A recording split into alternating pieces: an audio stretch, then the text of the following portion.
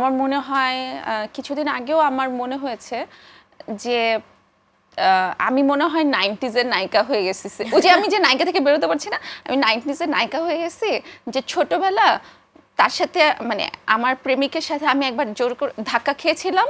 ওই ধাক্কা খাওয়ার পরে ওর গলার চেনটা পড়ে গেছিল মাটিতে। ওই চেনটা আমি খুঁজে মানে আমার কাছে রয়ে গেছে। আমার বয়স 30 হয়ে গেছে, তার সাথে আমার 30 বছর দেখা হয় না, কিন্তু আমি ওই চেনটা দেখে দেখে প্রতিদিন তাকে ভালোবাসি। দ্যাট ইজ ফারিশ। হ্যাঁ, মানে আমি ওরকম একটা বিষয় হয়ে গেছে আমার জন্য। কিন্তু এই ভালোবাসাটা হচ্ছে এমন একটা ভালোবাসা, যে ভালোবাসা আমি কখনো আমি লাইফে তাকে ব্যাক চাই না। আমি চাই না যে আমার লাইফে মানে আর কখনো কারোর সাথেই আমি ট্যাগ হতে চাই না। কারণ আমার ওই যে মানে আমার মাথায় যে ওই যে আমি নায়িকাটা, আমার মনে হয় যে নায়িকা হলে তো মাহি ইটস সিম্পল যে তোমার প্রেম হবেই না, এটা ট্যাগ হতে চাই না, এটা বলে তো চাই না। হবে। মানুষ অনেক কিছু চায় না, কিন্তু মানে ভবিষ্যতে কি হবে এটা তো আমরা বলতে পারি না।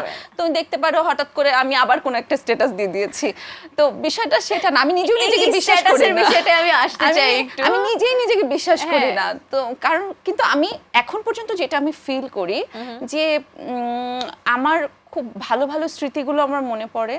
আমার মনে পড়ে যে প্রতিদিন ফুল দেওয়া ওরা আমাকে, ও আমাকে কত রেসপেক্ট করতো সেগুলো মনে করা।